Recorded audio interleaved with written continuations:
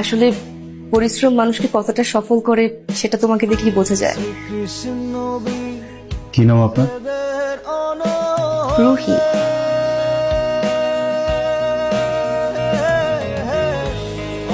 রুহি, আমি কি আপনাকে চিনি? সিমন সাহেব, দেখুন আমাদের এটা তো রেস্টুরেন্ট বিজনেস, তাই না? এমপ্লয়ীদের ম্যানার থাকাটা ইম্পর্টেন্ট। স্যার স্যার বিশেষ করুন, আমি অনেক প্রবলেমে আছি, আমার জবটা খুব দরকার, আপনি প্লিজ একটু বোঝার চেষ্টা করুন। আপনি একটু বোঝার চেষ্টা করুন যে আপনার চাকরিটা হচ্ছে না, আপনি চলে যান প্লিজ। স্যার আমি কি কোনো ভুল করেছি? আমার মনে হচ্ছে আপনি কিছু একটা ভুল করেছেন। দেখুন, আমি বিগত 6 মাস যাবত আমার স্যারকে আমি দেখে আসছি। স্যার আজকে যেভাবে কথা বলেছেন, স্যার কখনো এরকম কথা বলেনি। প্লিজ আপনি আসুন প্লিজ। স্যার একটু কিছু করুন স্যার, প্লিজ একটু বোঝার চেষ্টা করুন স্যার, প্লিজ। আমি কিন্তু আপনাকে ভদ্রভাবে বলছি, আমি কিন্তু সিকিউরিটি রাখবো কিন্তু, প্লিজ।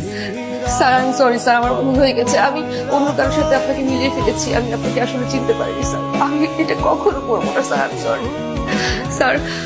আমার এই জবটা খুব দরকার স্যার, আমার বাসা ভাড়া, সেমিস্টার ফি সবকিছু বাকি, আমার হয়তো এই জবটা না পেলে আমার জীবনটাই থেমে যাবে স্যার, আমি কিছু করতে পারবো না, আমি জীবনে শুধু পড়াশোনাটাই করতে চেয়েছি, আর কিছু করতে চাই না, আমার দ্বারা কখনো খারাপ কিছু করা সম্ভব না স্যার, আমি কখনো খারাপ কিছু করিনি স্যার।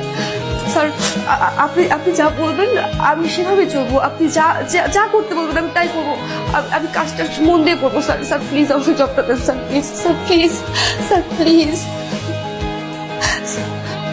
স্যার, স্যার আরে Rohit, sir, sir, sir Rohit please.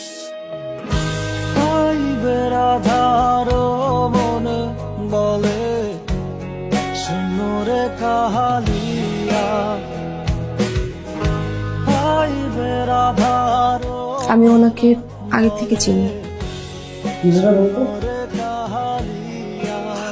না, মানে উনি আমার ক্লাসমেট, আমরা একই ভার্সিটিতে পড়ি, একই ক্যাম্পাসে আছি, ওনার পড়াশোনার গ্যাপ ছিল, এখন আমাদের সাথে কন্টিনিউ করছে।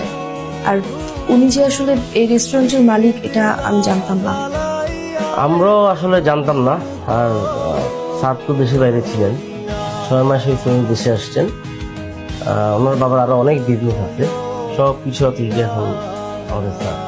ওনাদের হোটেল বিজনেস, তারপরে বাইং হাউস, এরকম আরো অনেকগুলো রেস্টুরেন্ট আছে, সবকিছু স্যারে দেখাশোনা করেছে। এই স্যার আসছেন।